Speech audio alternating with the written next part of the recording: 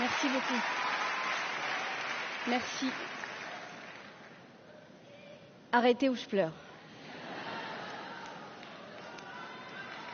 Merci beaucoup. Bonsoir à tous. Et merci tout d'abord de me donner la parole ce soir.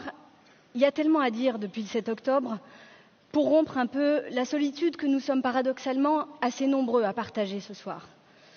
Une solitude que ressentent tous ceux qui, pour une raison ou pour une autre, regardent la barbarie islamiste en face sans baisser ou détourner les yeux. Chacun a son histoire. La mienne a été marquée par le 7 janvier 2015, lorsqu'en fin de matinée, j'ai appris par le flash spécial de France Inter qu'une attaque meurtrière avait eu lieu au sein de la rédaction de Charlie Hebdo. Quelque chose s'est éteint ce matin-là lorsque, devant mon téléphone, je ne savais toujours pas s'il fallait que j'envoie un message à Charb et T-News pour leur demander s'ils étaient morts. Le 13 novembre, moins d'un an plus tard, d'autres barbares tiraient en rafale sur la terrasse du restaurant La Bonne Bière, au moment exact où, sur le trottoir d'en face, j'étais sur scène, au théâtre, dans un spectacle sur la montée du fondamentalisme, la liberté d'expression et l'attentat de Charlie Hebdo. À la fin de la représentation, après avoir prévenu le public qu'une opération de police était en cours devant le théâtre, nous avons attendu ensemble l'autorisation de sortir. Une quarantaine de minutes plus tard, nous nous sommes retrouvés au milieu d'une scène d'attentat dont le souvenir le plus précis que j'en ai gardé est le silence. Voilà pourquoi, comme le dit Kamel Daoud, et parce que lui a été marqué à vie par l'un des pires massacres de la décennie noire en Algérie, je cite, « Quand advint l'horreur du 7 octobre en Israël, je fus doublement choqué, doublement piégé, doublement scandalisé, doublement muet et doublement en colère jusqu'à perdre les mots. » Je pense que tous ceux qui partagent la colère de Kamel Daoud et qui ont la lucidité de regarder la barbarie islamiste en face partagent aussi le constat glaçant que la fatwa contre Salman Rushdie, les massacres d'Ozar Hatorah, de la rédaction de Charlie Hebdo, de l'hypercacher, l'assassinat de Samuel Paty, de Dominique Bernard, le massacre des Yézidis, comme le pogrom du 7 octobre, ne sont pas des actes isolés.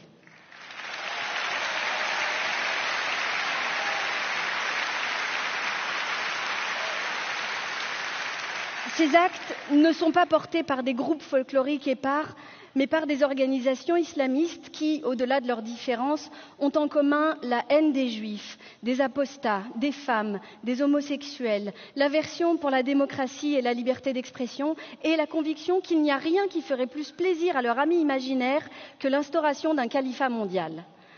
Ajoutons à ce socle commun un goût pour la barbarie et le sang, si possible filmé et diffusé en direct. C'est cette lucidité et cette colère que connaissent toutes les victimes des islamistes, à commencer par les musulmans n'ayant pas choisi de vivre sous le joug de leur terreur.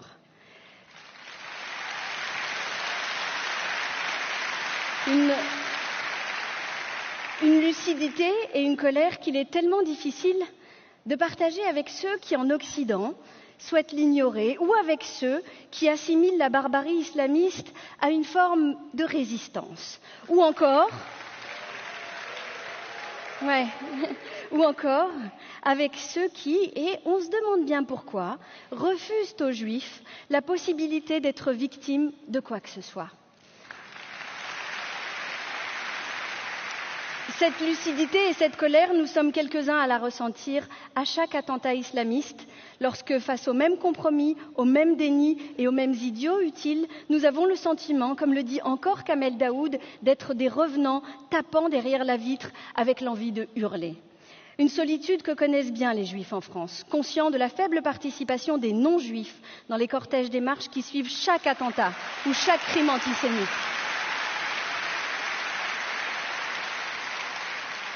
Parce qu'à l'exception notable de la formidable mobilisation de la marche du 12 novembre dernier, le manque de solidarité et de soutien ces dernières années a fini par peser. Un sentiment de solitude qui n'a pas manqué pendant la marche du 9 octobre. Et pour employer un euphémisme, disons que le volume des soutiens de personnalités dans les jours qui ont suivi le 7 octobre n'a pas été de nature à troubler le chagrin et la peine. Pourtant, depuis le 7 octobre, nous nous sommes farcis le vacarme des relativistes et des adeptes du 8 mai qui ne semblent pas avoir molli depuis Charlie Hebdo et Samuel Paty. Pour l'anecdote, dès le 7 octobre, à 14h27, Jérémy Corbyn appelait à un cessez-le-feu tout en réclamant, je cite, la fin de l'occupation. Ouais. Et comme si cette faillite morale ne suffisait pas, aux voix des relativistes s'ajoute le fait que, contre toute attente, le 7 octobre a été également le coup d'envoi d'une explosion des actes antisémites en France et partout dans le monde. Depuis le 7 octobre, nous assistons à un combat idéologique sans précédent. Un combat pour imposer l'idée que ce pogrom ne serait qu'une réaction plus ou moins justifiée à la politique menée par Israël, ou pire, une réponse légitime à l'existence même d'Israël.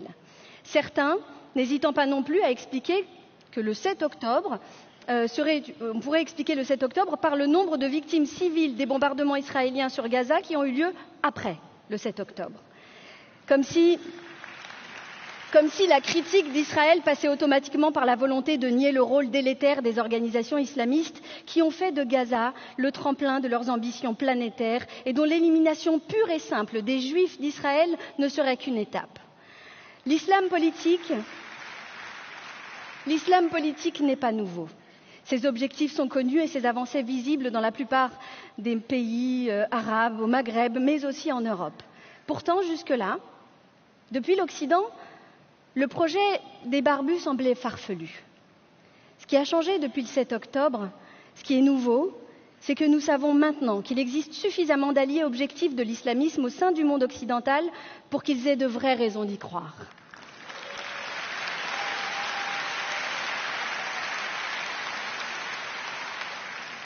En ce qui me concerne, depuis 1 an, ma seule raison d'espérer, c'est l'idée qu'il existe une majorité silencieuse dans notre pays et à travers le monde, et que cette majorité silencieuse finira par prendre conscience que ce qui s'est passé le 7 octobre en Israël nous concerne tous. Merci.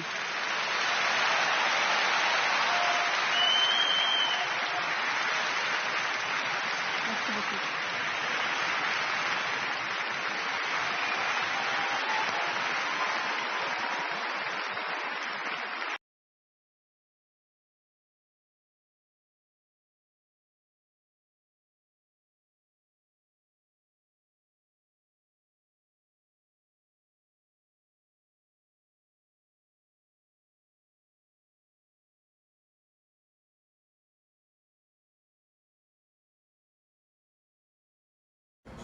Mathias, il a eu 10. Mais oui, mais moi, ça m'aurait pas... On va voir quoi demain? Ah, t'es là, Big Touffe? Toujours pas de quoi payer le coiffeur? C'est ma petite touffe à moi, ça. Sois pas méchante avec lui. T'as de la chance que je te kiffe, toi, sinon. Sinon, on va voir quoi demain au ciné? Ce que tu veux. Ok, je t'envoie un message, salut. Salut. À demain. Vous allez vous pécho? J'aime pas quand tu parles comme ça, Louise. Oh, mais t'es trop à l'ancienne. Je suis romantique, c'est pas pareil.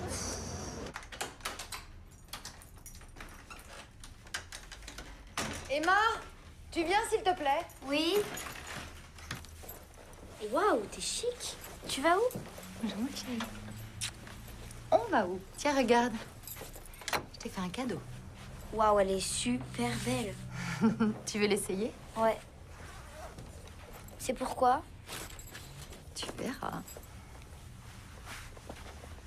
Pourquoi tu veux pas me dire où on va? Une surprise. Tu vas être très belle.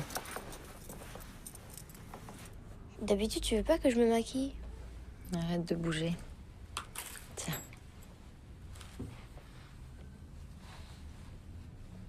Aïe. Faut souffrir pour être belle. Je peux? Wow. Une vraie petite femme. Tu trouves? T'es la plus belle, chérie. T'es sûr qu'il faut la mettre? Ouais, moi j'aime pas trop. Si, c'est joli.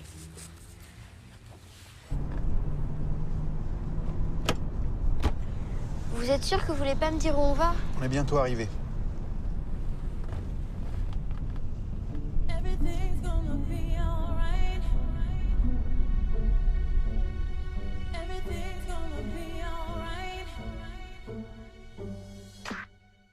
never thought the sun would come crashing down. My life in flames, my tears concrete the pain. We feel the end, the darkest, deepest riverbed. My book of life incomplete without you here. Alone I sit and reminisce. Sometimes I miss your touch, your kiss, your smile. And meanwhile, you know I never cried, cause deep down inside, you know our love will never ever die.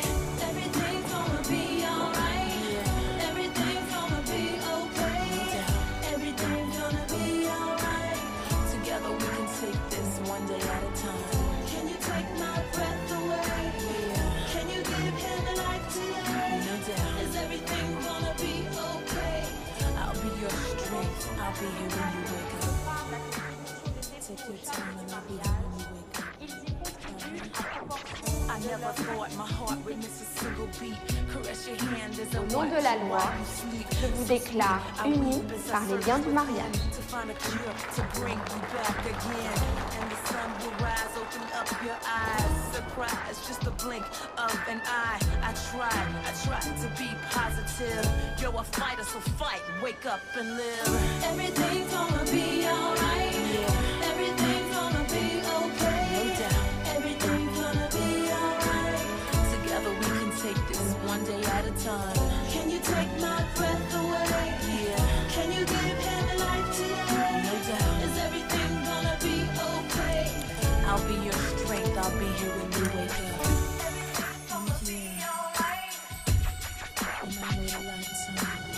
I give my life to only see you breathe again. Hand in hand as we walk on the white sands. To hear your voice, rejoice as you rise and say, this is the day that I wait and pray, okay? Can you take my breath away? Yeah.